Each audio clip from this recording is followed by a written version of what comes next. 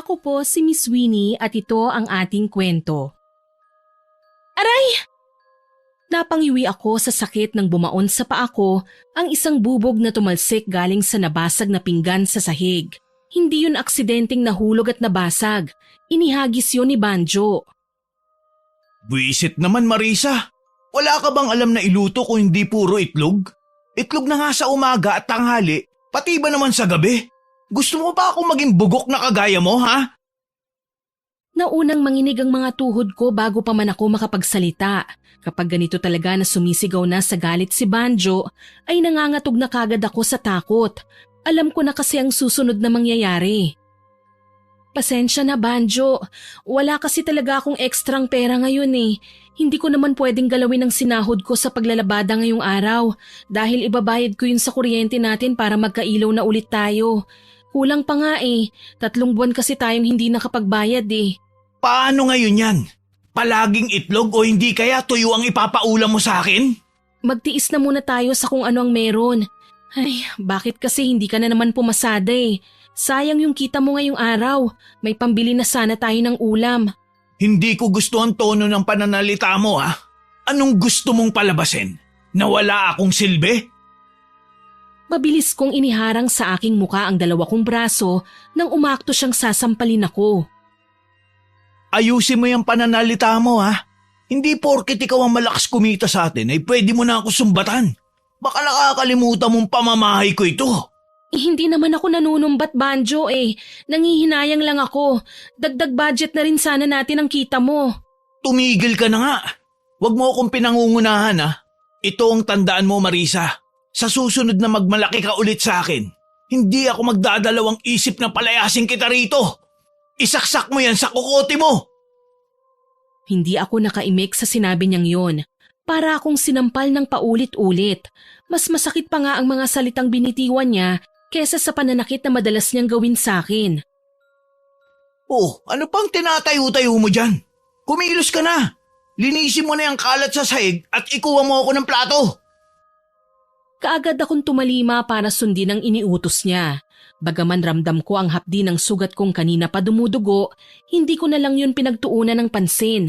3 magkakasunod na subo lang ang ginawa ni Banjo at pagkatapos nun ay tumayo na siya at iniwan akong mag-isa sa hapagkainan. Inubos ko na lang ang pagkain sa plato ko at tumayo na rin ako. Nagligpit muna ako at naligo bago pumasok sa silid namin. Pagkahiga ako sa katre, hindi na ako nagulat nang bigla niya akong yakapin at halik-halikan sa leeg. Sanay na ako sa ugali nitong mistulang maamong tupa kapag katabi na ako sa higaan.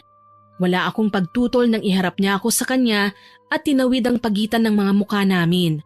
Makalipas ang ilang minuto, tinalikuran niya ako na parang walang nangyari matapos niyang makuha ang gusto niya. Sanay na ako kaya tumalikod na lang din ako at pumikit. Kinabukasan, 6:00 pa lang ay gising na ako at abala na sa gawaing bahay. Bago mag 7:00 ay nasa bahay na ako nila Teresa para maglaba. Hindi na ako nagulat nang makita kung gaano karami ang labahin nila. Kakaunti lang ang damit, karamihan ay kumot, kubre-kama at kurtina. Wala akong inaksayang sandali. Kaagad kong pinaghiwa-hiwalay ang mga puting damit at dekolor. Mag-almusal ka muna, Marisa.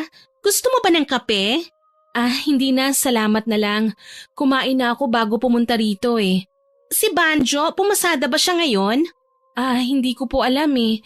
Tulog pa siya nang umalis ako sa bahay. Yayayain niyo po bang magsugal? Walang pera yon. Huwag kang maingay. Baka marinig ka ng asawa ko. Loka ka, hindi niya alam na nagsusugal ako. At saka hindi naman yun ang dahilan kung bakit ko naitanong kung pumasada si Banjo. Bala ko kasi siyang arkilahin bukas eh. Ihahatid namin sa paliparan ng asawa ko. Ganun ba? Sige, sasabihin ko mamaya pag uwi ko. Huwag mong kalimutang sabihin At kung sakaling pumayag siya, dapat ay 5:00 pa lang ng madaling araw ay nandito na siya. Sige po. Ako na mismo ang pipilit sa kanya. Sayang din yung perang ibabayad mo sa kanya eh. Oo nga, pero baka hindi niya tanggapin ang bayad ko kung sakali. May hiniram pa kasi siya sa akin nung nakaraang nagsugal kami eh. 300 yata yun. Ganun ba? Hindi ko alam ang tungkol dyan. Hindi na ako magtataka kung hindi niya sinabi sa'yo. Naisip niya siguro na baka pagalitan mo siya kapag nalaman mong sa sugal niya ginamit yung pera. Kahit naman magalit ako, hindi pa rin siya makikinig sa akin. Kaya nga hinayaan ko na lang siya sa bisyo niya eh. Ay tama yan, hayaan mo na lang. Suportahan mo na lang siya kung saan siya masaya. Intindihin mo na lang. Ano pa nga bang magagawa ko kung hindi ang umintindi? Sa susunod na hihiram siya sa'yo, huwag mo nang pahiramin. Baka hindi niya mabayaran nakakahiya naman. Sige, sabi mo eh. O siya, maiwan na kita para makapagsimula ka na.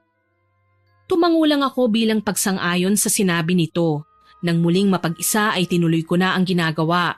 Makalipas ang ilang minuto ay naging abala na ako sa paglalaba at hindi ko na namalayan ng oras. Kung hindi pa ako nilapitan ni Teresa para aloking kumain, hindi ko malalaman na 12:00 na pala. Dinalhan kita ng pagkain. Magtanghalian ka na muna. Maraming salamat. Kumain ka na muna riyan ha, para may lakas kang magkuskos. Nang tumalikod ang babae at maglakad palayo, ay tumuon ang atensyon ko sa hawak kong plato. Sinangag na kanin at 2 pirasong isda ng sardinas ang laman nun. Sa halip na galawin, ibinaba ko yun sa naroong upuan at bumalik na lang ako sa paglalaba. Hindi naman sa pagiging maarte, pero hindi ko kayang iulam sa sinangagang sardinas. Masyadong malansa. Sanay naman akong mag-ulam ng sardinas at kumain ng sinangag, pero hindi ko sila kayang pagsabayin. Makalipas ang ilang oras, muling bumalik si Teresa. Saktong tapos na akong maglaba at inililigpit ko na lang ang mga gamit ko. Hindi ka yata kumain. 4:00 na, hindi ka ba nagugutom? Hindi kasi ako sanay kumain kapag marami akong ginagawa eh. Pagdadahilan ko sa kanya, ayokong sabihin na sinadya kong hindi kumain dahil baka masamain niya ito. Ganun ba? Ipapakain ko na lang sa aso para hindi masayang. Siya nga pala, ito ang bayad mo. Balik ka ulit sa susunod na Miyerkules ha? Opo, salamat. Uuwi na po ako. Sige. Yung sinabi ko sa'yo ha, huwag mong kalimutang sabihin kay Banjo. Hihintayin namin siya mamayang madaling araw. Tumangulang ako at pagkatapos ay tumalikod na. Habang naglalakad pa uwi, pakiramdam ko ay matutumba ko anumang oras. Magkahalong pagod at gutom ang nararamdaman ko. Sa sobrang dami kong nilabhan, parang naubusan ako ng lakas. Pagdating sa bahay, kaagad akong sinalubong ni Banjo. Kanina pa kita hinihintay. Kumain ka na ba? Kumain ka muna. Nagluto ako kanina ng lugaw.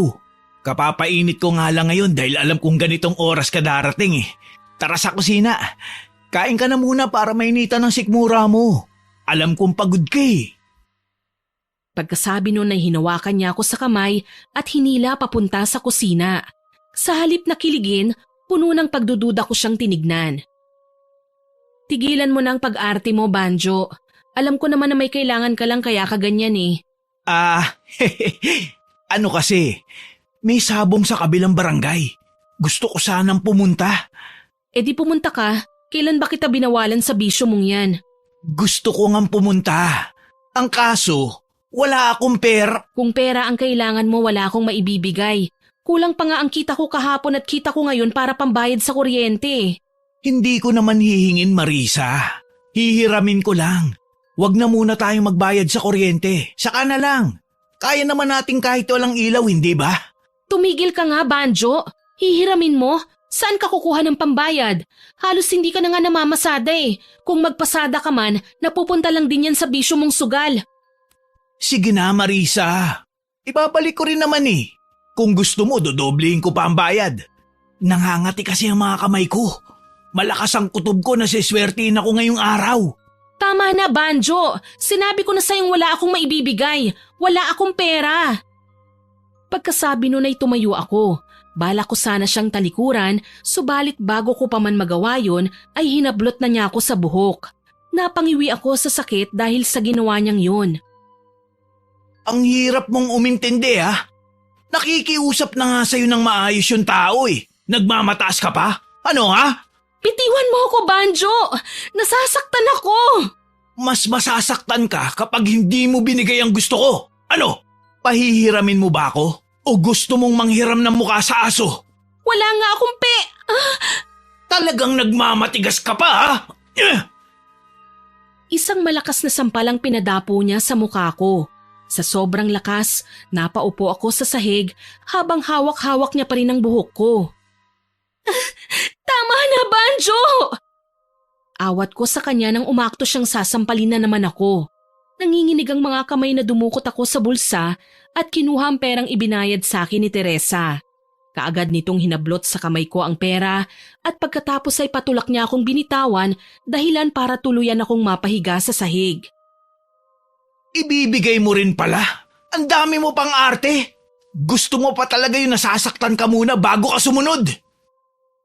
Matapos nitong sabihin ng mga katagang yon ay tinalikuran na niya ako. Napaiyak na lang ako sa sama ng loob habang sinusundan siya ng tingin.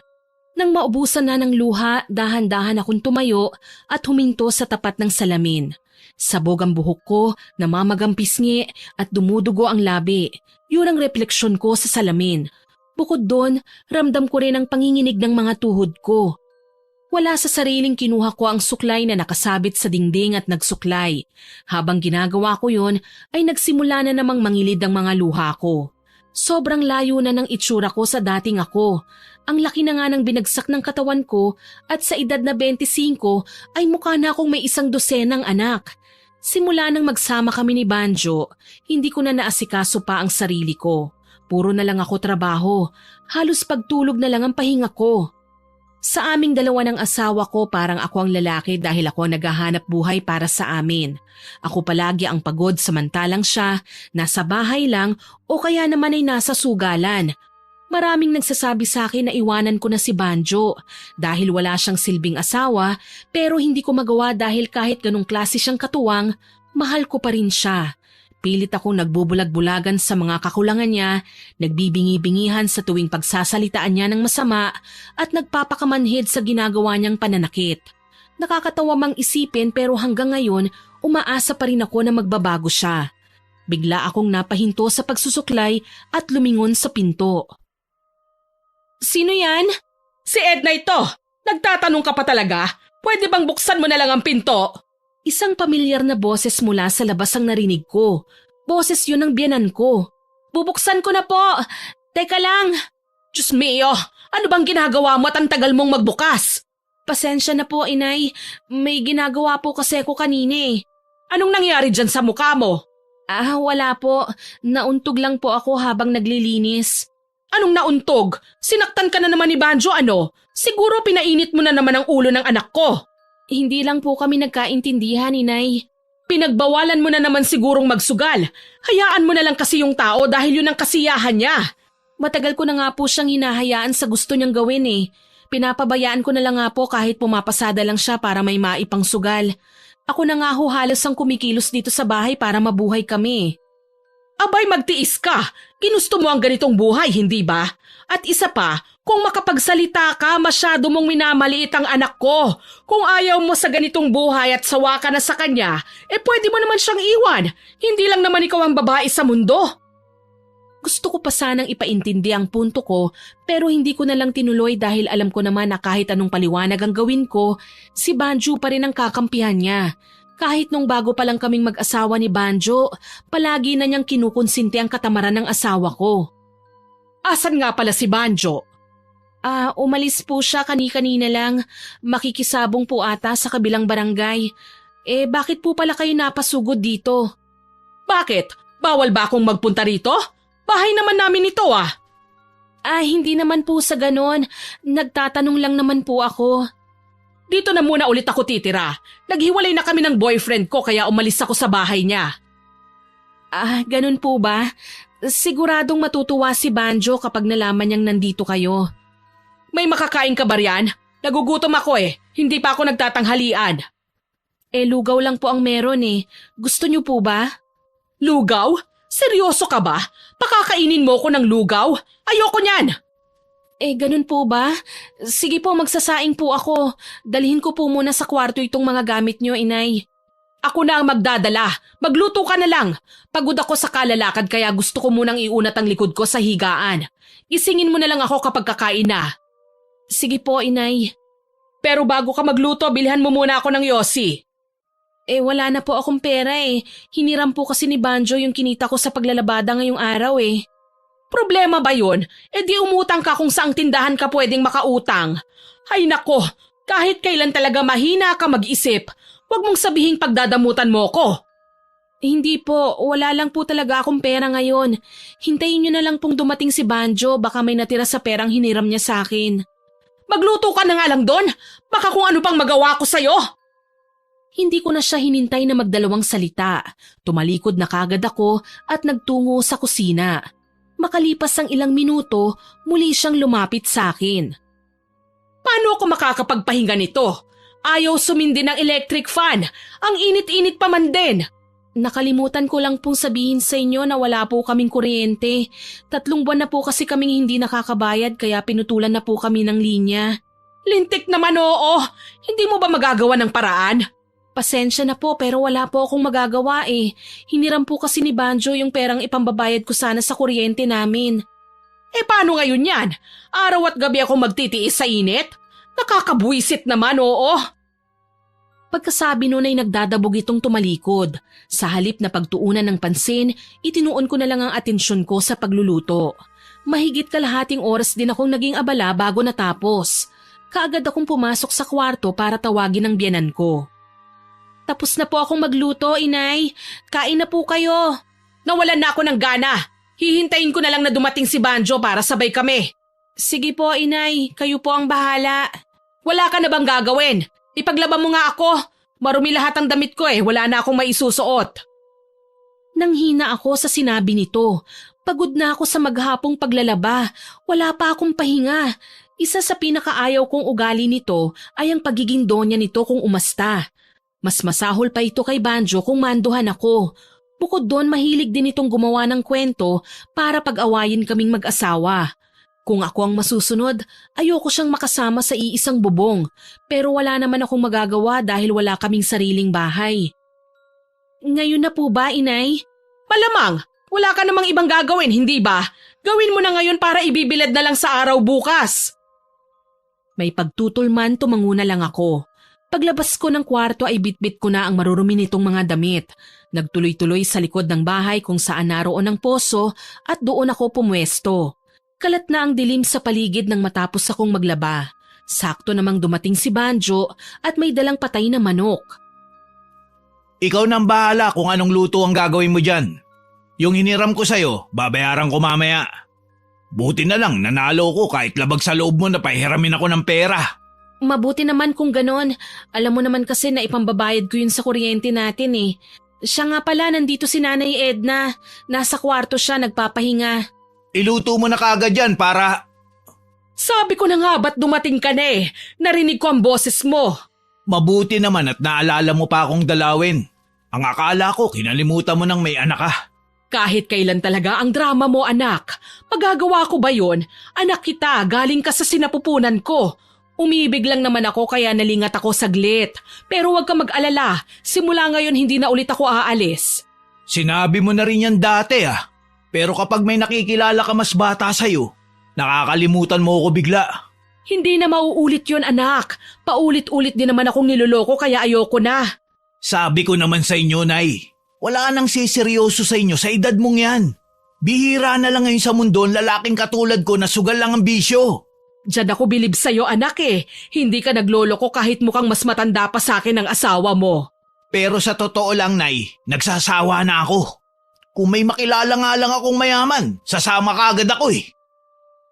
Masakit sa akin ang sinabing yun ni Banjo, subalit nagkunwari na lang akong walang narinig. Itinuon ko na lang ang atensyon sa paglilinis at pagluluto sa inuwi nitong manok. Nagpatuloy sa pagkukwentuhan ng mag-ina habang ako naman ay abala sa ginagawa. Matagal pa ba yan? Gutom na ako eh. Matigas pa po yung karne, inay. Matagal po talagang palambutin kapag ganitong manok panabong. Ano ba naman yan? Kanina pa kumukulo ang tiyan ko sa gutom. Gatungan mo ng gatungan para mabilis maluto. Magpapabili na lang muna ako ng tinapay at soft drinks, Nay. Aba, mukhang mapera ang anak ko ah. Medyo sinerte lang sa sabong, Nay. Nanalo ko ng 500. Siguro naman may balato ako riyan. Hatian mo naman ako sa napanalunan mo, anak. Hindi man lang nagdalawang salita ang biyanan ko. Kaagad itong inabutan ni Banjo ng pera. Abot tenga ang ngiti ng babae at tumingin pa sa akin na tila ng iinggit. Marisa, ito ang pera. Bakit 100 lang? 300 ang hiniram mo sa akin ah. Saka ko na ibabalik yung pera mo. Ibili mo yan ng tinapay at soft drinks. Yung sukli, ibili mo na lang ng yosi. Akala ko ba babayaran mo na? Pambayad natin yun ng kuryente. Hindi ka na naman ba makaintindi? Sinabi ko nang saka ako na babayaran, hindi ba? Umalis ka na nga sa harapan ko. Sinisira mo yung gabi ko. Galit na ang boses nito kaya hindi ko na ipinilit pa ang gusto ko. Bagsak ang balikat na tumalikod ako at lumabas ng bahay para sundin ang utos nito. Medyo may kalayuan ang tindahan mula sa amin kaya inabot ng mahigit 10 minuto bago ako nakabalik. Naabutan ko silang masayang nagkukwentuhan. Pagtingin ko sa niluluto ko, bigla akong nanlumo dahil halos wala na yung apoy. Masama man ang loob, hindi na lang ako umimik.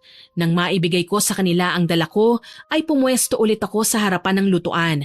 Inaasahan ko na aalukin nila akong uminom ng soft drinks o kaya bigyan man lang ng tinapay pero hindi yun nangyari. Para silang walang ibang kasama dahil hindi man lang nila ako tinirhan. Siya nga pala Marisa, nakasalubong ko si Teresa. May sinabi pala siya sa'yo. Bakit hindi mo sinabi sa akin? Oo nga pala, nawala sa isip ko. Mabuti na lang pala at nakasalubong ko siya. Nakakaya ron sa tao kung nagkataon. Inaasahan pa naman niya na sasabihin mo sa akin. Sinong Teresa ba yan, anak? Si Isang ba? Yung crush mo nung elementarya? Opo, Nay. Siya nga. Ay, ang tagal ko na siyang hindi nakikita. Naalala ko pa halos araw-araw mo siyang kasabay pumasok at umuwi noon. Ang sabi mo pa nga, siya ang gusto mong pakasalan eh. Matagal na po yun. Masyado pa akong bata nun. Malabo nang mangyari yun dahil pareho na kaming may asawa. Wala naman akong sinasabi ah. Tumawa ang biyenan ko, tawang nanunukso. Bilang asawa ni Banjo, pakiramdam ko ng mga sandaling yun ay may kung anong matulis na bagay ang bumaon sa dibdib ko.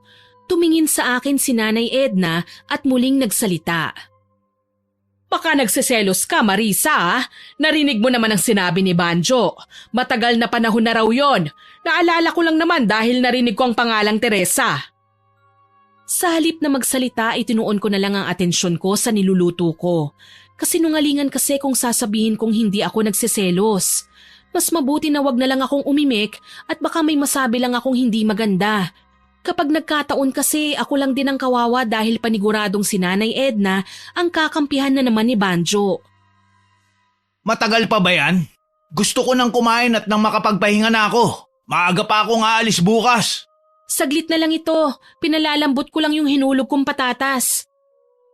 Pagkasabi noon ay kumilos na ako para maghanda ng mga plato at kutsara. Nagsandok na rin ako ng kanin at kaagad kong sinunod ang ulam ng tuluyan na itong maluto. Ilang sandali pa ay magkakaharap na kami sa hapagkainan. Pagkatapos kumain, nagsialisan kagad sila at naiwan akong mag-isang nagliligpit. Kahit nagkalaman na ang tiyan ko ay nangihina pa rin ako. Wala pa akong pahinga simula umaga. Muntik na nga akong matumba habang nilalagay ang mga plato sa banggera dahil bigla na lang akong nahilo. Pagkatapos kong maglikpit, naghilamos lang ako saglit ng katawan at sumunod na rin sa kwarto namin. Usok ng sigarilyo ang sumalubong sa akin dahil naroon at naninigarilyo sina Nanay Edna at Banjo. Dumiretso ako sa katre at nahiga. Dahil sa sobrang pagod, kaagad akong hinila ng antok. Kinabukasan, maaga akong ginising ni Banjo para ihanda ang isusuot niyang damit. Bagaman inaantok pa, napilitan akong bumangon. Pwede ba akong sumama, Banjo? Wala naman akong laba ngayon eh. Sasama ka? Ano naman ang gagawin mo ron? Dagdag bigat ka lang sa tricycle. At isa pa, walang kasama rito si Nanay. Walang mag-aasikaso sa kanya. May tira pa namang kanin at ulam kagabi. Ipainit na lang niya kapag kakain na siya. Hindi ka pwedeng sumama. Diretso pasada na ako pagkatapos hapon na ako uuwi. Alam nga naman kasama kitang mamamasada. Pwede naman ah. Anong pwede naman? Nag-iisip ka ba? 5 pasahero na nga lang ang kasya sa tricycle. Babawasan mo pa? Ngayon lang naman eh. Sige na, Banjo. Tigilan mo nga ako. Ang kulit mo ha. Sinisira mo ang umaga ko. Bakit ba ayaw mo akong isama? Dahil ba kasama mo si Teresa? Walang kinalaman si Teresa sa desisyon kung wag kang isama. Huwag mo siyang dinadamay sa usapan natin. Hindi mo mayaalis sa akin ang mag-isip ng kung ano-ano dahil may nakaraan pala kayong dalawa. Asawa mo ko, Banjo. May karapatan akong magselos. Ewan ko sa'yo. Baliw ka na. Alis na nga ako bago pa ako tuluyang mabwisit sa'yo. Pagkasabi nun ay binitiwan niya ako at tinalikuran. Naiwan akong maluha-luha habang sinusundan siya ng tingin. Kesa umiyak ka riyan, magluto ka na lang ng almusal. Totoo po ba yung sinabi niyo kagabi, Inay? Dating may gusto si Banjo kay Teresa? Mukha ba akong sinungaling sa paningin mo? Hindi po. Gusto ko lang pong kumpirmahin kung totoo yon. Totoo yon. Sayang nga at hindi sila nagkatuluyan eh. Gustong gusto ko pa naman si Teresa para sa anak ko. Magluluto na po ako ng almusal. Pagkasabi nun ay lumabas na ako ng kwarto. Sinadya kong putulin na ang pag-uusap namin dahil pakiramdam ko anumang oras ay sasabog na ako sa emosyon. Inabala ko ang sarili ko sa paggawa ng mga gawaing bahay, subalit hindi ako nagtagumpay na baliwalain ang nararamdaman kong panibugho. Kung ano-ano na rin ang pumapasok sa isip ko, mga eksena na lalong dumudurog sa akin. Halos buong araw akong balisa at hindi makapag-isip ng maayos. Pagsapit ng 4:00, nakaupo ako sa may bintana nang lapitan ako ni Nanay Edna. Buong araw ka nang parang wala sa sarili. Huwag kang mag-alala. Uuwi pa rin naman yung si Banjo. Kung ano-ano na siguro ang iniisip mo ngayon dahil magkasama silang dalawa. Sa bagay, kung ako ang nasa lugar mo, ganyan din ang mangyayari sa akin. Pero ganyan talaga ang buhay eh. Ang gawin mo na lang kung sakaling may relasyon sila, ikaw na lang ang magpaubaya. Tutal mas nauna naman talaga sa'yo si Teresa eh. Umuwi ka na lang kaya sa lola mo. Siguradong namimiss ka na ng matandang baliw na yon. Alam ko pong ayaw niyo sa akin, pero wag niyo pong idadamay ang lola ko. Wala siya rito. Hindi niyo siya dapat sinasali sa usapan. Abat, sinisigawan mo na ako ha? Ang kapal ng mukha mong bruha ka? Pagkasabi nun ay bigla niya akong hinablot sa buhok. Kahit nasasaktan, hindi ako nanlaban. Ano ha? Lalaban ka? Lumaban ka para makita natin kung hanggang saan ang kaya mo. Mas lalo pa nitong hinigpitan ng pagkakasabunot sa buhok ko. Kumilos ako para alisin ang kamay nito sa ulo ko at dahil doon ay umusad kami ng umusad hanggang sa hindi napansin na nasa pintuan na pala kaming dalawa. Ang sumunod na nangyari ay pareho naming hindi inaasahan. Pareho kaming nawalan ng balanse at bumagsak sa hagdan. Mababa lang ang binaksakan namin dahil 2 baitang lang naman yon mula sa lupa, subalit nagtamo ng sugat sa gilid ng kilay si Nanay Edna matapos nitong mauntog sa nakausling bato. Nataranta ako nang may lumabas na dugo mula sa sugat nito. Nasugatan po kayo, Inay? Huwag mo akong lalapitan! Kasalanan mo ito eh! Humanda ka! Isusumbong kita kay Banjo! Hindi ko po ginusto ang nangyari. Kung hindi niyo po sana ako sinabunutan, hindi sana tayo mahuhulog eh. Huwag ka nang magpalusot! Kunwari ka pa, alam ko namang sinadya mong ihulog ako. Hindi po totoo yan. Tingnan ko lang mamaya kung sino sa atin ang paniwalaan ni Banjo. Pagkasabi nun ay tumayo na ito at pumasok sa loob ng bahay. Kaagad akong sumunod dahil nag-aalala pa rin ako sa kalagayan nito. Nakahinga na lang ako ng maluwag nang makita kong maliit lang naman pala yun. Lagyan po natin ng band-aid, Inay. Sa halip na pakinggan ang sinabi ko ay tinignan lang niya ako ng masama. Hindi ko na lang ipipilit pa ang gusto ko dahil baka magalit lang ito ng lalo. Kinagabihan, pag uwi ni Banjo ay kaagad itong sinalubong ni Nanay Edna. Nasa kusina ako at nasa pintuan ng mga ito pero rinig na rinig ko kung paano baligtarin ng babae ang buong kwento. Ilang sandali pa, may narinig na akong mga yabag na papalapit. Hindi na ako nagulat nang bumungad sa akin ang galit na mukha ni Banjo. Kasunod nun ay isang malakas na sampalang dumapo sa pisngi ko. Bakit mo tinulak sa hagdan si Nanay? Hindi ko siya tinulak. Nahulog kaming dalawa. Huwag ka nang magsinungaling. Sinabi na sa akin ni Nanay ang lahat. Sinasabihan ka lang daw niya na huwag mong pagselosan si Teresa. Pero nagalit ka na kagad at itinulak mo siya. Hindi totoo yan. Gusto mo pa talagang baliktarin si Nanay? Hindi ka pa nakontento sa ginawa mo sa kanya? Ni minsan hindi ko siya pinagbuhatan ng kamay tapos ikaw? Ang kapal na mukha mo, saktan siya. Pagkasabi nun ay isa na namang sampalang binitiwan nito na halos ikatumba ko. Sa susunod na saktan mo uli si Nanay, hindi lang sampal ang aabuti mo sa akin. O ano, masarap bang masampal? Ha, sabi ko naman sa'yo akong paniniwalaan niya eh. Nagawa pa talaga akong asarin ni Nanay Edna nang tumalikod na si Banjo at pumasok sa kwarto para magbihis. Hindi ko siya pinansin. Ibinalik ko na lang ang atensyon ko sa paghahanda ng pagkain sa lamesa. Pagbalik ni Banjo sa kusina ay tumalikod naman ako. Saan ka pupunta? Kakain na hindi ba? Mauna na kayo, busog pa ako. Bahala ka sa buhay mo. Akala mo ba pipilitin kitang kumain? Wag na uy! Alam ko naman yun, Banjo eh. Tuluyan ko na silang iniwan pagkatapos kong bitiwan ng mga katagang yun. Pagpasok ko sa kwarto namin, doon ako umiyak ng umiyak.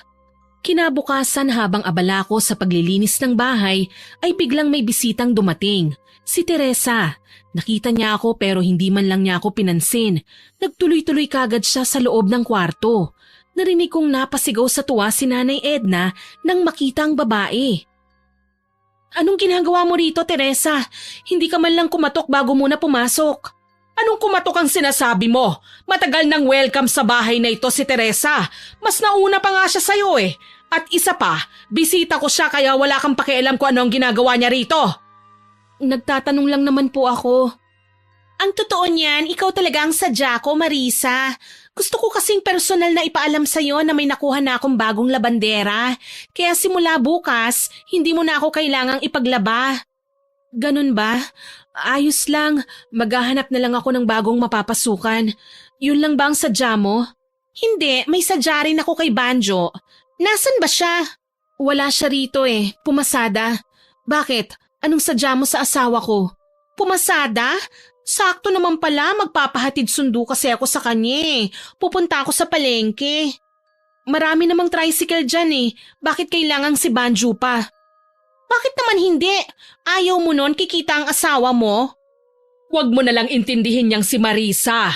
Ako na ang bahalang magsabi mamaya kay Banjo para sa'yo na didiretso pagkatapos niyang magtanghalian.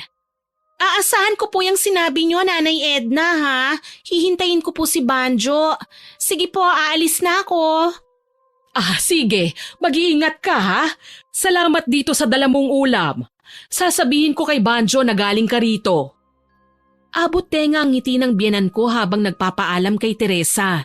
Nang tuluyang makaalis ang babae, binuksan ng matanda ang hawak nitong baunan at base sa naamoy ko mula roon, masasabi kong adobo ang laman nun. Sa wakas, makakatikim na rin ako ng masarap na ulam. Hindi puro itlog. Siguradong matutuwa si Banjo. Paborito pa naman niya ito. Adobo rin naman po yung niluto ko kagabi ah. Meron pa nga po roon eh. Ipapainit ko po mamaya bago dumating si Banjo. Wag na. Walang may gusto sa adobo mong maalat. Ikaw na lang ang kumain nun. Ito na lang ang ulam namin. Nasaktan ako sa sinabi niyang yun, pero hindi na lang ako umimik pa. Pagsapit ng 11:00, nasa bahay na si Banjo para kumain. Magkakaharap kaming tatlo sa hapagkainan at hindi man lang nila pinansin ang inihain kong ulam. Tanging yung bigay ni Teresa ang nilantakan nilang mag-ina. Anong masasabi mo anak?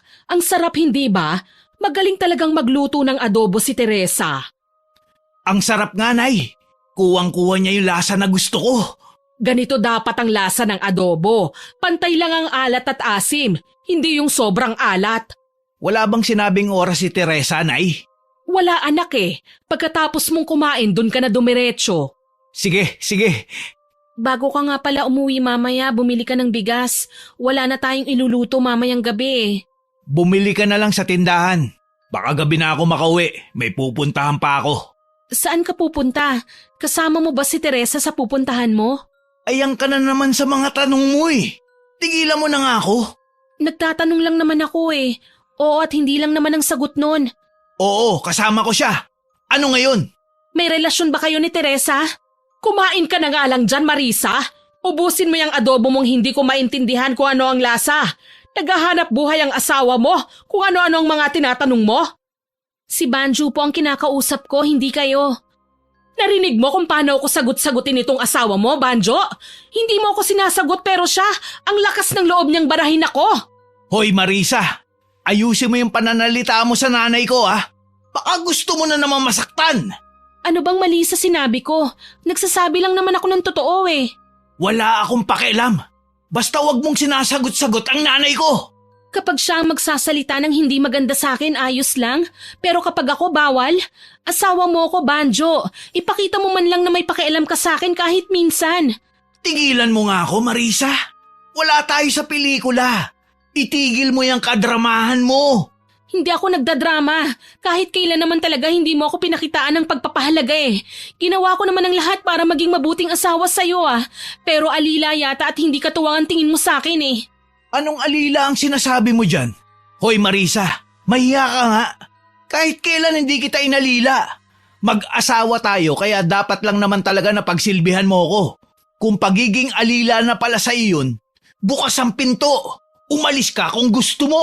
Wala namang kaso sa akin kahit pagsilbihan kita ng habang buhay, Banjo eh. Gustong gusto ko nga mismo na ako ang nag-aasikaso sa'yo. Ang sa akin lang naman, sana iparamdam mo rin sa akin na mahalaga ako sa'yo. Lintik na drama yan. Kain na lang ako kumain. Nawalan na ako ng gana. Nawalan na rin ako ng gana. Sumunod na tumayo ang biyanan ko at umalis. Nang mapag-isa, napaiyak na lang ako dahil sa sama ng loob. Ito ang unang beses na naglabas ako ng hinanakit kay Banjo pero tinalikuran niya lang ako. Ni hindi man lang niya sinubukang intindihin ang sinasabi ko. Pakiramdam ko tuloy ng mga sandaling yon ay sasabog ako dahil sa sobrang bigat ng dibdib ko. Makalipas ang ilang araw, Mabuti naman at nandito ka na. Ipagtimpla mo nga kami ng kape. utos sa akin ni Banjo nang makita niya akong dumating. 3:00 na ng hapon at kauuwi ko lang galing paglalaba. Gaya ng madalas kong madatnan, nagsusugal na naman silang mag-ina kasama si Teresa. Halos araw-araw nang nagpupunta si Teresa dito sa bahay. Sa halip na magsalita, hinahayaan ko na lang dahil alam kong mag-aaway lang kami ni Banjo kapag sinita ko sila. Ano pang tinatayo-tayo mo dyan? Hindi mo ba ako narinig? Ang sabi ko, ipagtimpla mo kami ng kape. Wala na tayong asukal eh. Problema ba yun? Eh di bumili ka. Bumili ka na rin ng bigas, hindi ba kami nagtatanghalian? Hinintay mo pa talaga akong dumating? May pera ka naman ah. May pangsugal ka pero wala kang pambili ng bigas? Abat, ayusin mo yung pananalita mo ha?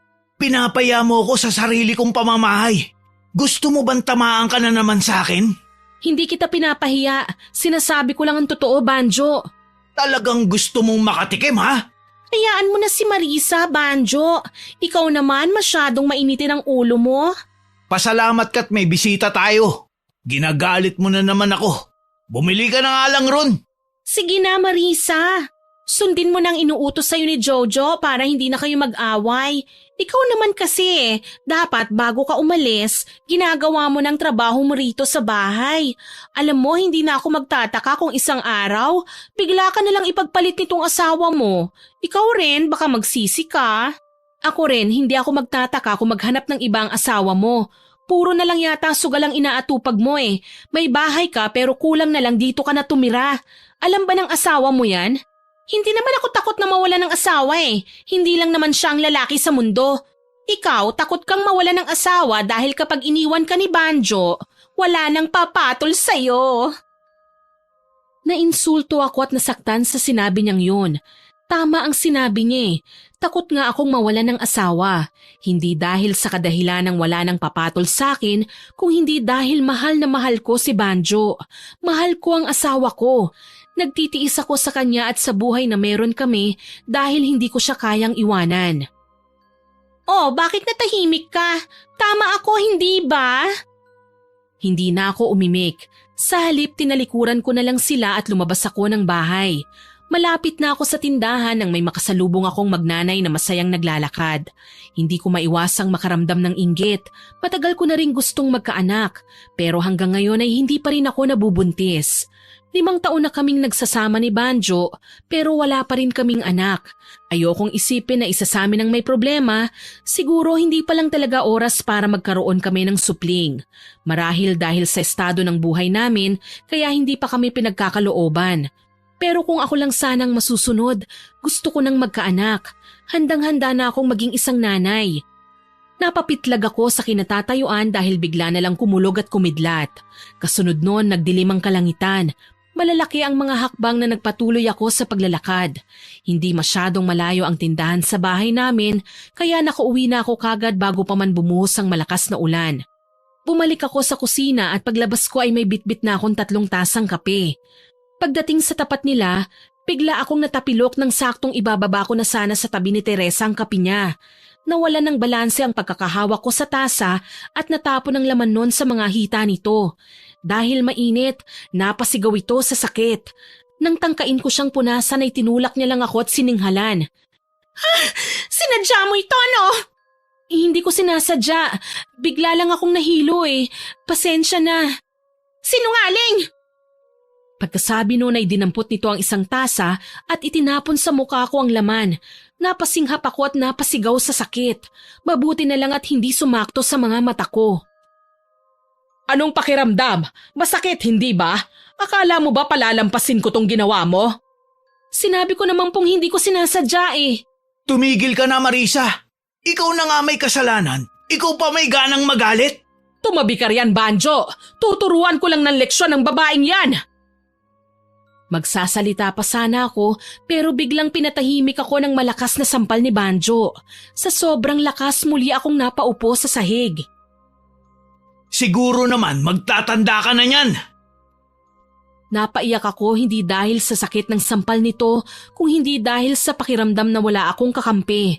Dahil kahit siya na asawa ko ay hindi man lang ako dinamayan.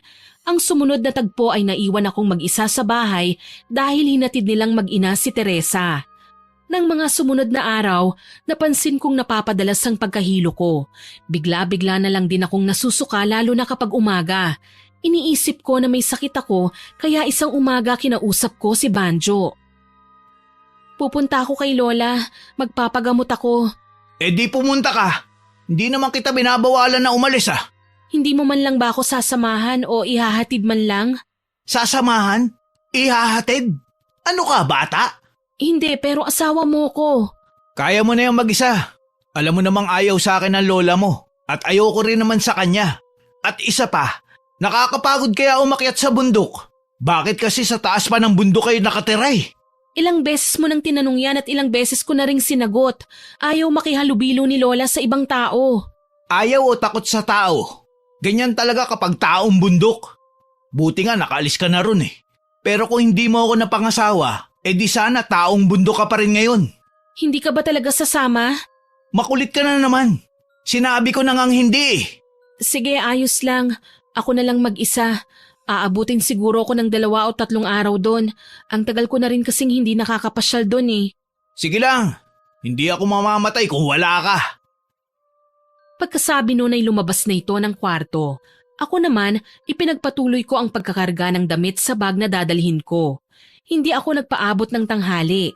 Pagkatapos kong mag-almusal ay umalis na kagad ako. Kalahating oras sa jeep at mahigit 1 oras naman ang iginugol ko sa pag-akyat bago ako nakarating kina Lola. Hindi pa man ako tuluyang nakakalapit ay nakita ko nang nakatayo si Lola sa labas ng kanyang kubo. Naramdaman nito marahil na may paparating kaya lumabas kagad. Nakakunot ang noo nito nung una pero nang makilala ko ay biglang umaliwalas ang mukha nito. Hindi ko napigilan ang sarili ko na takbuhin ang pagitan namin at sinalubong siya ng mahigpit na yakap. Ikaw na ba talaga yan, Apo? Opo, Lola. Nakakatampo naman po kayo. Hindi niyo kagad ako nakilala. Hindi naman sa ganon, Apo. Ang laki kasi ng ipinagbago ng itsura mo.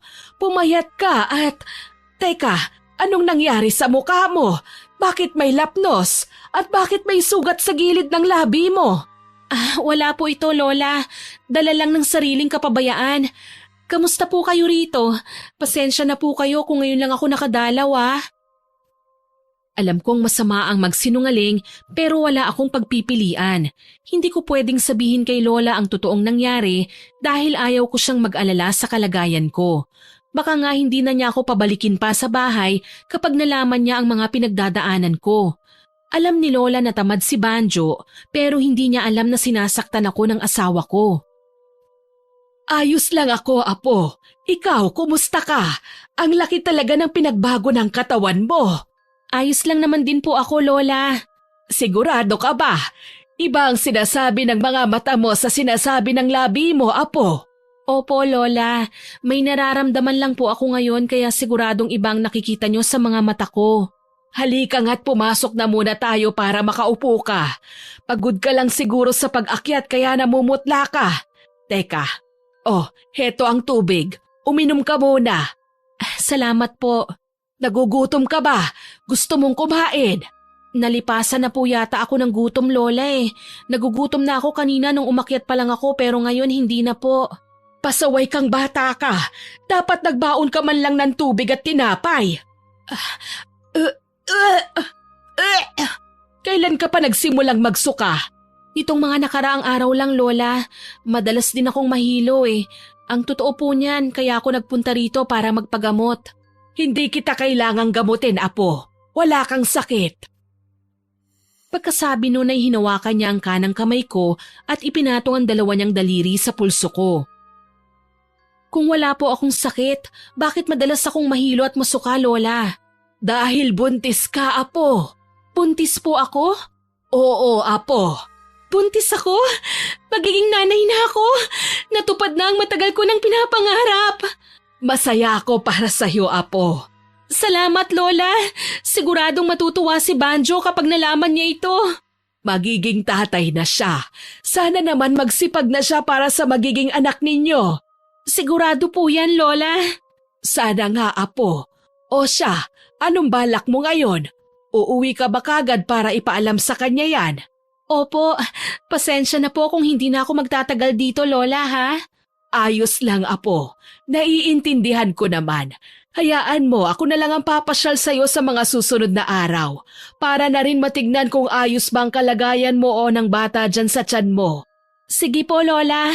Pero kaya niyo pa po bang mag-akyat baba rito sa bundok? Tinanong mo pa talaga yan. Alam mo na naman ang sagot. Ay, oo nga pala. Muntik ko nang makalimutan. Bago ka umalis, saluhan mo muna akong kumain para na rin may lakas ka habang bumababa. Sige po, Lola. Makalipas ang isang oras, tuluyan na nga akong nagpaalam at umalis sa bahay ni Lola. Magdahan-dahan ka sa paglalakad, Apo ko. Baka madulas ka. Opo, Lola. Salamat sa pag-aalala. Hintayin ko po kayo sa bahay sa mga susunod na araw, ah.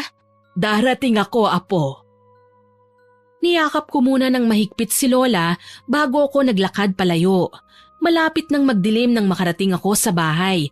Halata pang nagulat si Nanay Edna nang makita ako. Oh, bakit nandito ka na kagad? Akala ko ba 3 araw ka mawawala? May importante po kasi akong sasabihin kay Banjo kaya bumalik agad ako. Nasaan po ba siya? Wala siya rito. Nasa sabungan. Ano ba yung importanteng sasabihin mo sa kanya? Bawal ko po munang sabihin sa inyo, Inay. Dapat si Banjo ang unang makaalam. Di wag. Ang dami mong alam. Sa halip na pansinin ang pagtataray ng biyenan ko, ay dumiretso na lang ako sa kwarto at nahiga. Makalipas ang halos 1 oras ng paghihintay, ay dumating na rin si Banjo. Ang sabi ni Nanay, may importante ka raw sasabihin sa akin. Ano ba yun? Buntis ako, Banjo. Tama bang narinig ko? Buntis ka? Oo, Banjo. Magiging tatay ka na. Anong sinasabi mong magiging tatay na ako? Ipalaglag mo yan. Anong sabi mo? Ipalaglag? Oo, dagdag gastos lang yan eh. Gipit na nga tayo tapos magdadagdag ka pa ng paalamunin. Ipalaglag mo na yan habang maaga pa. Banjo, naririnig mo ba ang mga sinasabi mo? Anak natin ito tapos gusto mong ipalaglag ko? Anong klase kang tatay? Tigilan mo na nga ako, Marisa. Nagiging practical lang ako. Kawawa lang ang bata na yan sa oras na itinuloy mo ang pagbubuntis mo. Ano ipapalamon mo dyan? Paano ka makakapagtrabaho? Bakit ganyan ka magsalita? Hindi ka ba masaya na magkakaanak na tayo? Sinabi ko na hindi ba? Dagdag gastos lang yan. Dagdag palamunin. Ang dami na nga nating problema, dadagdagan mo pa. Mag-isip ka nga, Marisa. Ikaw ang mag-isip, Banjo. Sa tingin mo ba tama yung mga pinagsasasabi mo? At sino ang tama? Ikaw? Alam mo, bahala ka kung gusto mong ituloy ang pagbubuntis mo. Pero wag mo ko idadamay sa responsibilidad ha. Alagaan mo yung mag-isa. Buhayin mo mag-isa. Talagang yun ang gagawin ko. Kung ikaw hindi mo kayang magpakamagulang sa anak mo, ako kaya ko. Itutuloy ko itong pagbubuntis ko sa ayaw at sa gusto mo. Gawin mo kung ano ang gusto mo. Basta wag na wag mo ko idadamay sa kalokohan mo na yan ha. Kung ayaw mong ako mismo magtanggal niyan sa tiyan mo. Naintindihan mo ba ako? Pagkasabi nun ay naramdaman kong may idinikit siya sa tiyan ko. Nang tignan ko kung ano yon, napaatras ako nang makita kong baril ang hawak nito. Ha? Bakit ka may baril? Saan mo nakuha yan? Hindi ka dapat humahawak ng ganyan, Banjo. Paano kung maiputok mo yan kung kani-kanino? Hindi mo na problema yun. Ang problemahin mo kung paano mapapalaki mag-isa yung bata dyan sa tiyan mo. Sinasabi ko sa'yo, Marisa ha, hindi ako magdadalawang isip na iputok sa'yo tong baril na hawak ko sa oras na bigyan mo ko ng konsumisyon dyan sa dinadala mo. Kung makapagsalita ka parang hindi mo anak itong nasa tiyan ko. Napakasama mo. Masama talaga ako. Kaya wag mo kong sinusubukan. Pagkasabi nun ay tinalikuran niya ako. Nangihina akong napaupo habang umiiyak. Makalipas ang ilang minuto ay pumasok si Nanay Edna. Ang akala ko ay pagtatawanan niya ako pero hindi yun ang nangyari. Sa halip nilapitan niya ako at niyakap. Huwag kang masyadong magpapadala sa emosyon. Baka makasama yun sa bata. Yon ang unang beses na kinausap niya ako sa malumanay na boses kaya hindi ko naiwasang magtaka. Inay? Alam kong nagtataka ka, pero hindi naman ako kasing sama ng inaakala mo. Ayaw ko sa'yo, pero hindi ko pwedeng isawalang bahala ang bata dyan sa tiyan mo. Apo ko pa rin yan, kaya tahan na, baka makasama sa bata ang sobrang pag-iyak. Salamat po. Hindi ko napigilan ang sarili ko na yakapin si Nanay Edna. Kung sino pa talaga yung tao na inaasahan kong hindi matutuwa sa pagbubuntis ko, siya pa pala ang dadamay sa akin. Pinahanga mo ko. Hindi ka nakinig sa gustong mangyari ni Banjo. Huwag kang mag-alala. Susuportahan kita dyan sa pinagbubuntis mo. Maraming salamat po, Inay. Wala yun. Halika, tumayo ka. Mahiga ka muna rito. Dapat maging maingat ka sa mga kilos mo simula ngayon. Magpahinga ka na muna. Ako na ang bahalang magluto. Huwag ka nang umiyak ha. Huwag mo na rin masyado pang isipin ang mga sinabi ni Banjo. Ang gawin mo, ipahinga mo ang isip mo at pumikit ka lang hanggang sa makatulog. Gigisingin na lang kita mamaya kapag kakain na. Opo, Inay. Salamat po ulit. Nang lumabas si Nanay Edna ay ginawa ko ang sinabi nito. Dahil marahil sa labis na pagod, kaagad akong nakatulog. Sa mga sumunod na araw, naging kain-tulog na lang ang trabaho ko kapag nasa bahay na ako. Ayaw akong pakilusin ni Nanay Edna. Siya na halos ang gumagawa sa mga gawaing bahay. Naglalabada pa rin naman ako pero kasama ko siya. Tinutulungan niya ako para hindi ako masyadong mapagod. Ang biyanan ko ang naging katuwang ko sa bawat araw habang ang asawa ko naman ay halos hindi na mapirme sa bahay. Maya't maya ito kung umalis. Hinahayaan ko na lang dahil alam kong mag-aaway lang kami sa oras na pinakailaman ko siya. Isang hapon, kagagaling lang namin ni Nanay Edna sa paglalabada nang makarinig kami ng hagik-gik ng babae pagdating namin sa bahay. Nagkatinginan kaming dalawa at sabay na pumasok sa loob. Naistatwa ako sa kinatatayuan ng bumungad sa akin sina Teresa at Banjo na hubot-hubad at masayang naglalampungan. Nang makabawi sa pagkabigla, ay galit kong nilapitan ng babae at hinila sa buhok. Sinasabi ko na nga ba malandi ka, mga agaw, haliparot! Ano ba? Bitiwan mo ako! Nasasaktan ako! Banjo, tulungan mo ako! Tama na yan, Marisa! Tumigil ka! Kailan pa ha? Kailan niyo pa ako niloloko? Ang kapal ng mukha mo! Hindi mo na nga magawang magpakatatay sa anak mo! Nagawa mo pa talagang maghanap ng kabit? Ganitong babae bang gusto mo? Yung katulad mong sugarol? Sumusobra ka na, Marisa! Itiko mo yung bibig mo kung ayaw mong paduguin ko yan! Sige, gawin mo! Diyan ka naman magaling sa pananakit! Talagang ayaw mong tumigil, ha? Tumayo si Banjo at bigla akong sinakal dahilan para mabitiwan ko ang buhok ni Teresa. Ang akala ko ay tatakas na kagad ang babae pero nanlaki ang mga mata ko nang tadyakan niya ako sa mismong tiyan ko. Hindi lang isa kung hindi dalawang beses. Ano ha? Akala mo aatrasan kita? Nataranta ako nang may maramdaman akong mainit na likido na lumabas sa hita ko pababa. Banjo! Yung anak natin! Dinudugo ka, Marisa! Madali ka, Banjo! Buhatin natin siya! Dalhin natin sa ospital! Hayaan mo siya, Nay! Kasalanan niya naman kung bakit nangyari yan. At isa pa, ang layo ng ospital. Tulungan niyo ako! Yun ang huling mga katagang nabitiwan ko bago ko nawala ng malay. Hindi ko alam kung gaano ko katagal nawala ng malay. Nang magising ako ay isang pamilyar na mukha ang bumungad sa akin. Lola? Ako nga, Marisa. Kumusta ang pakiramdam mo? May masakit ba sa'yo? Ano pong nangyari? Hindi mo ba maalala? Lola, pwede mo bang tignan kung maayos ang lagay ng anak ko? Natatandaan ko kasi na dinugo ako eh. Lola? Bakit po? Bakit wala kayong imik? May problema po ba? Wala na ang bata sa tiyan mo, Apo. Nakunan ka. Nakunan? Hindi totoo yan. Baka nagkakamali lang po kayo. Tignan mo ulit, Lola. Pakiusap. Pagkasabi nun ay pilit kong hinila ang isa niyang kamay at ipinatong sa tiyan ko. Nang pumasok si Nanay Edna ay sa kanya nabaling ang atensyon ko. Inay, totoo bang sinabi ni Lola? Oo, Marisa. Wala na ang anak mo. Dahil sa sinabing yun ng biyanan ko ay tuluyan nang kumawala ang mga luhang kanina pa nagbabantang bumuhos. Hindi ko maipaliwanag ang sakit na nararamdaman ko ng mga oras na yon. Nilapitan ako ni Lola at niyakap. Ang sakit, Lola! Bakit naman kinuha kagad siya sa akin? Hindi ko man lang siya nakita o nahawakan. Malalampasan mo rin ito, Apo. Baka hindi pa talaga panahon. Kasalanan ko po ito. Hindi ko na sana sinugod si Teresa. Sana hinayaan ko na lang sila. Buhay pa sana ang anak ko. Nawala ang anak ko dahil sa akin, Lola. Wala kang kasalanan, Apo. Kasalanan ito ng asawa mo. Kasalanan nila. Pinabayaan ka nila. Hindi ko po matatanggap, Lola. Ang hirap. Ang tagal ko nang gustong magkaanak pero ganun lang kadaling nawala. Matatanggap mo rin ang nangyari, Apo. Tutulungan kitang makausad. Magpagaling ka na. Uuwi na tayo.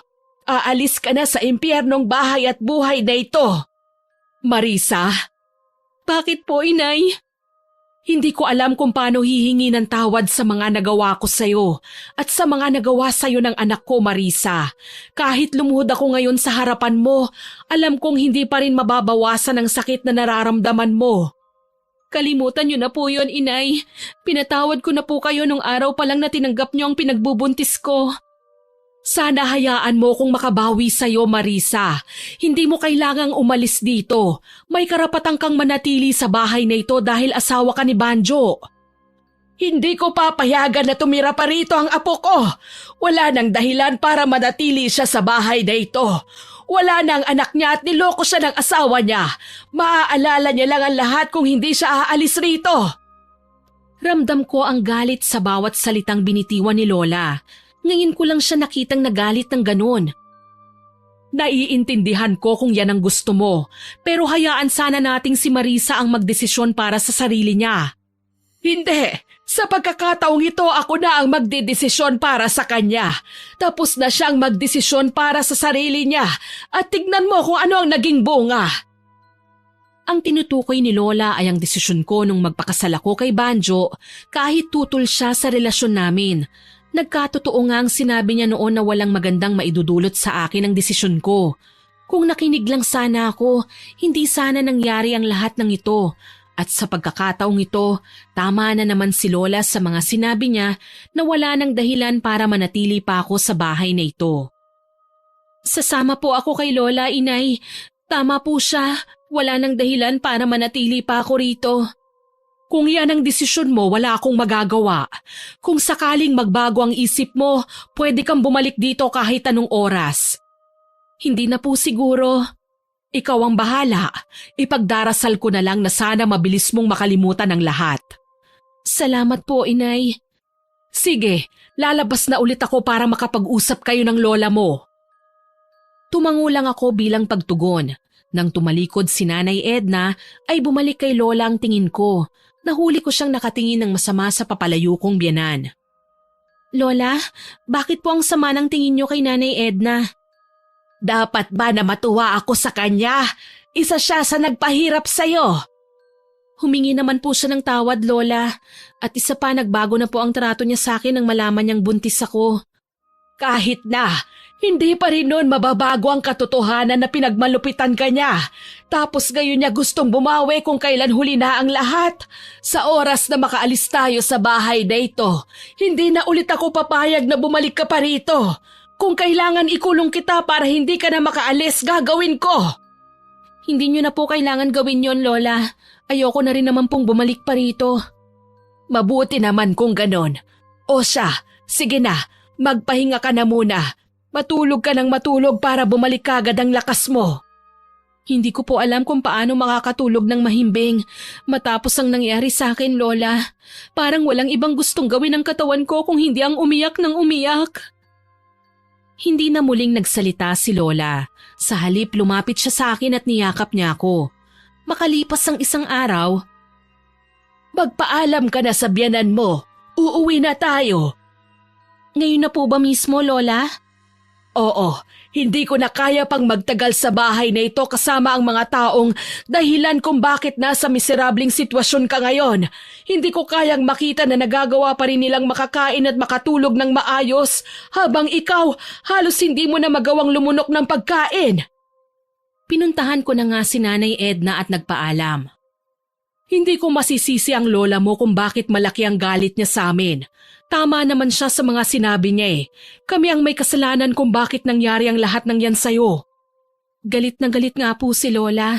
Kaya mas mabuti na po talaga na umalis na kami rito para magkaroon na ng katahimikan ng lahat. Mag-iingat kayo. Yung sinabi ko sa'yo ha, pwede kang bumalik kung kailan mo gusto. Opo, Inay. Salamat po. Mag-iingat din po kayo palagi. Pagkatapos ng pag-uusap namin na yon ni Nanay Edna, ay umalis na kagad kami ni Lola. Hindi na ako nag-abala pang magpaalam kay Banjo dahil hindi pa ako handang makaharap siya ulit. Masyadong malalim ang sugat na binigay niya sa akin at sa tingin ko ay aabutin yun ng ilang taon bago tuluyang maghilom. Makalipas ang isang linggo, gabi na pero umiiyak ka pa rin, Apo. Buong araw ka ng ganyan. Itong pagkain mo rito hindi mo naman ginalaw. Paano ka lalakas niyan kung hindi ka kakain? Simula nang dumating tayo rito ay wala ka pang maayos na kain. Ayoko pong kumain, Lola. Wala po akong gana. Ano bang balak mo? Iiyak na lang palagi. Apo, alam ko naman na sobrang hirap ang pinagdaraanan mo ngayon, pero wag mo naman sanang pabayaan ng ganito ang sarili mo. Pasensya na po, Lola. Hindi ko lang po talaga maiwasang maiyak kapag naaalala ko ang nangyari. Para po kasi akong dinudurog sa sobrang sakit eh. Alam ko, minsan na rin akong nawalan kaya alam ko ang pakiramdam.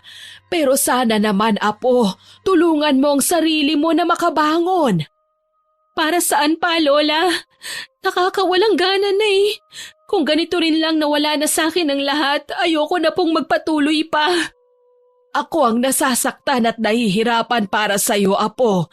Ayokong nakikita kang ganyan. Hayaan niyo na lang po ako, Lola. Anong hayaan ang sinasabi mo? Hindi ko pwedeng gawin yon, Apo. Ngayon mo ko mas kailangan. Wala na rin akong pinagkaiba sa mga taong may kagagawa nito sa'yo kung ganun ang gagawin ko. Sige na, Apo, kahit konting subo lang, para lang magkaroon ng laman yang tiyan mo. Wala po akong gana, Lola eh. Ilagay niyo na lang po dyan sa tabi. Kakain na lang po ako kapag nagutom ako. Ilang araw mo nang sinasabi yan pero napapanis lamang ang pagkain na binibigay ko sa'yo. Sige na, Apo, kahit konting… sabi na ayoko eh! Pasensya na, Lola. Hindi ko po sinasadyang tabigin ang kamay niyo. Natapon po tuloy ang pagkain. Ayos lang, Apo. Naiintindihan ko. Sige, magpahinga ka na lang muna. Pagkatapos linisin ni Lola ang pagkaing kumalat sa sahig, ay iniwan na niya ako. Nang gabing yun, dala marahil ng pagod ko sa buong araw na pag-iyak, ay kaagad akong nakatulog.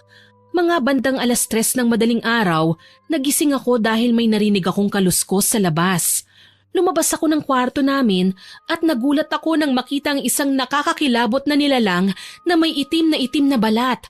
Mahaba ang buhok na parang may sariling buhay, matutulis ang mga kuko at may nakausling mga pangil. Sa kinatatayuan nito ay nakakalat ang malansang dugo na galing sa kamay nitong may hawak na dumudugong bagay. Lola? Biglang nagbago ang itsura ng nilalang nakaharap ko. Naging isang normal na tao. Hindi na ako nagulat nang makilala kung sino yon. Saan ka galing, Lola? Bakit duguan ka? Hindi ba't matagal na tayong nangako sa isa't isa na kalilimutan na natin ang pagiging aswang? Lahat ng tao ay may kanya-kanyang sikreto na tinatago at ito ang lihim na meron kami ni Lola. May lahi kaming aswang. Gabunan ang tawag sa uri na meron kami. Sa henerasyon ni Lola, bukod tanging siya na lang ang buhay.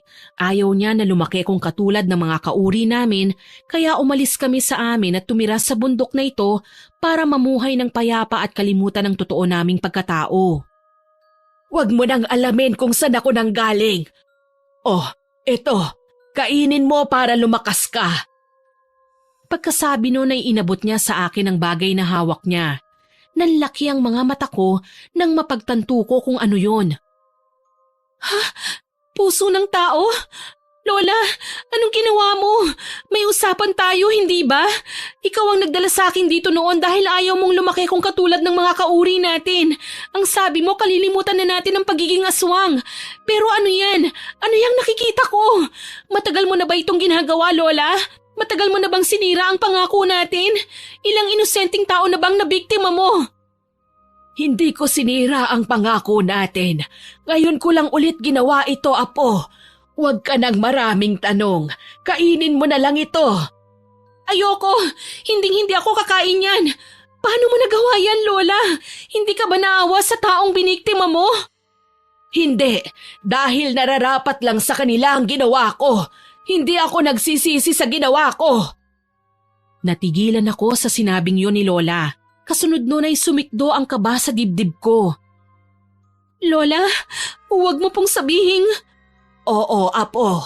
At tama lang sa kanila ang ginawa ko. Biglang nanlambot ang mga tuhod ko at napaupo ako nang wala sa oras. Hindi ako makapaniwala sa mga kasalukuyang nangyayari. Tumingin ako kay Lola. Partikular sa pusong hawak-hawak pa rin niya. Kung ganun, kilala ko pala kung sino ang nagmamay-ari ng pusong yun. Paano mo nagawa yan, Lola? Paano mo nagawang pumatay? Dahil nararapat lang sa kanilang mamatay, Marisa. Hindi sila tao. Masahol pa sila sa mga katulad natin. Ginawa ko lang kung ano ang nararapat. Nararapat? Pinatay mo sila at tinanggalan ng puso, Lola. Nararapat ba yun sa kanila? Kailan ka pa naging ganyan kasama? Sila ang nag-udyok sa akin na gawin ito. Tignan mo kung anong ginawa nila sa'yo. Ipinaghiganti lang kita. Hindi mo na dapat ginawa yun, Lola. Hindi ko naman gustong maghiganti sa kanila eh. Alam kong hindi mo kayang maghigante kaya ako na ang gumawa. Dahil hindi ko kayang makita kang naghihirap habang sila ay nagagawa pa rin nila ang mga bagay na gusto nila. Alam mo ba kung gaano kasakit sa akin ang makita ka sa ganyang kalagayan at ang marinig sa bibig mo ang mga salitang ayoko nang mabuhay pa? Ang sakit para sa akin noon, Apo. Kaya sana naman maintindihan mo kung bakit ko yun nagawa. Pati ba si Nanay Edna pinatay niyo, Lola? Si Banjo lang sana ang gusto kong patayin. Pero nagkataon na magkakasama silang tatlo at nagtatawanan pa habang nagsusugal. Kaya kinain ako ng galit ko at hindi ko na napigilan pa ang sarili ko. Ang saya-saya nila tapos ikaw rito halos ayaw mo nang mabuhay pa. Kaninong puso po yan? Sa magaling mong asawa. Siya lang ang tinanggalan ko nito. Napaiyak na lang ako sa naging kasagutan na yun ni Lola. Sa tingin ko ay hindi ko rin siya masisisi kung bakit niya nagawa yun. Dapat ko pa nga atang sisihin ang sarili ko dahil kaya niya lang naman yung nagawa ay dahil sa akin. Galit ka ba sa akin dahil sa ginawa ko, Apo? Hindi po, Lola. Naiintindihan ko po kung bakit niyo po yun ginawa. Mabuti naman kung ganon. Yun lang naman ang gusto kong marinig. Bago ako. Nanlaki ang mga mata ko nang bigla na lang bumagsak sa harapan ko si Lola. Nang lapitan ko siya, ay tsaka ko lang napansin na may dugo siya sa tagiliran. Itinaas ko ang suot niyang damit at nanlaki ang mga mata ko nang makita kong may tama siya ng baril. Nahulaan ko na kagad na si Banjo ang may gawa nun dahil nakita ko siyang may baril nung nandun pa ako. Ha? Lola? Ano ito? Nararamdaman kong hindi na ako magtatagal, Apo. Mag-iingat ka palagi, ha? Alagaan mo ang sarili mo. Huwag kayong magsalita ng ganyan, Lola. Ikaw lang ang meron ako. Hindi ko alam kung ano ang gagawin ko kung pati ikaw mawawala sa akin. Hindi ko kakayanin, Lola. Naiiyak na ipinatong ko ang 2 kong palad sa sugat niya para mabawasan ang pagdurugo. Kapag nawala na ako, huwag mong ikulong ang sarili mo sa lugar na ito, Apo. Tumira ka kung saan mo gusto. Tama na, Lola. Ayoko po! Huwag niyo akong iiwan! Itinaas niya ang isa niyang kamay at pinunasan ng mga luha ko sa pisngi. Habang ginagawa niya yun ay patuloy pa rin ako sa pag-iyak. Kasalanan ko ito eh! Patawarin mo ako, Lola! Kung nakinig lang sana ako sa'yo noon, hindi sana nangyari ang lahat ng ito! Wala kang kasalanan, Apo. Huwag mong sisihin ang sarili mo. Sarili kong desisyon na magpunta roon. Habang nagsasalita ay ramdam kong naghahabol na si Lola sa paghinga. Kitang-kita ko rin sa mukha niya na nahihirapan na siya. Napahagulgol ako dahil sa isiping anumang sandali ay mawawala na ang taong nag-aruga at nagpalaki sa akin. Parang awa mo na, Lola. Huwag mo akong iiwan. Hindi ko po kaya. Hindi kita iiwan, Apo. Nasa tabi mo lang ako palagi.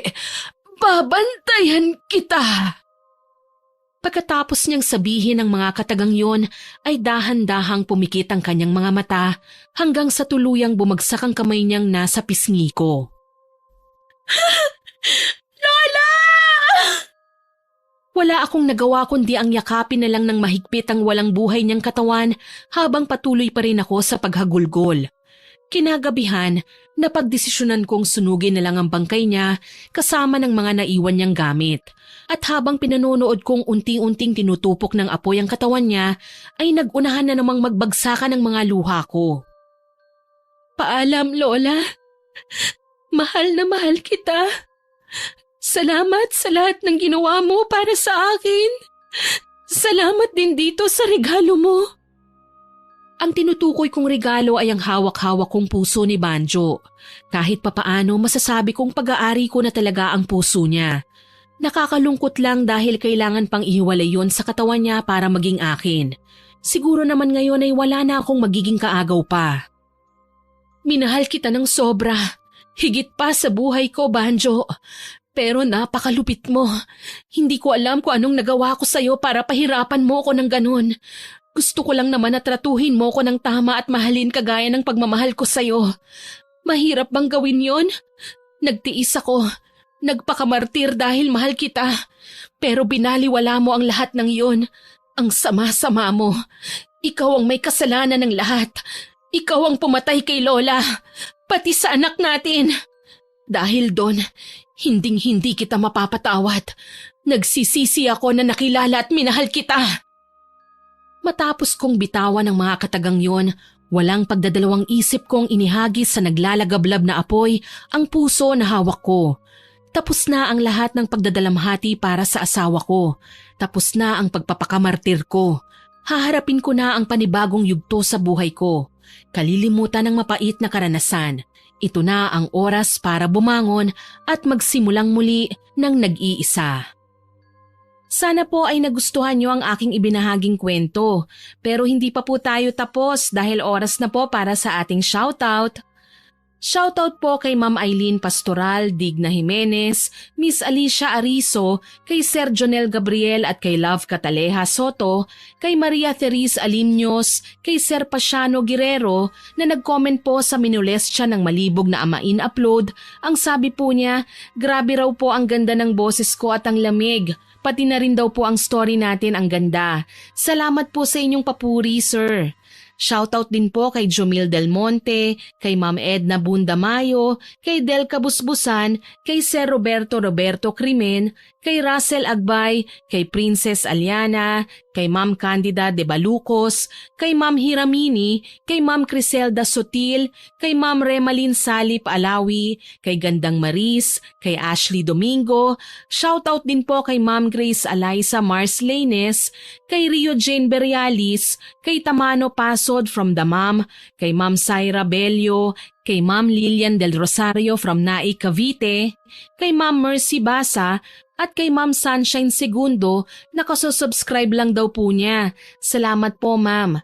Kay Ma'am Cecilia Plaza, kay Ma'am Maribel Marcelino, kay Miss Morena Campanero, kay Ma'am Lea Sumayang at sa mga staff ng Unisteel Trading Corporation, kay Myla Alrabon from Saudi Arabia, kay Roy Dab, kay Sean Joshua, kay Ma'am Lolet Diaz at sa mga regular listeners po natin na sina I Love Traveled, Ma'am Ami Yong, Ma'am Rose Ann Rama, kay Sir Mike James Tapak na nakikinig daw po habang naglalaba, kay Ma'am Abigail, kay Sir Marco Nanyes at sa mga kasamahan niya sa Amira Boxes Handicraft sa Laguna na sina Ate Auring, Faye, Minda, Kath, Ruth, Kuya Dennis at kay Poging J daw po. Naku sir, siguradong pogi kayo ha. Salamat po sa inyong lahat dyan na nakikinig. Gusto ko rin pong batiin ang lahat ng magbe-birthday ngayong July, especially po kay Ma'am Myla Alcanciado Quijano. Happy birthday po ma'am. Maraming salamat po sa lahat ng nagkomento at nakinig sa kwentong ito. Patuloy ko pa pong hihingi ng suporta nyo para makinig sa mga susunod ko pang kwento at mag-subscribe, like, share and comment sa upload natin. Hanggang sa muli, ako po si Miss Winnie na nagpapasalamat sa inyong pakikinig.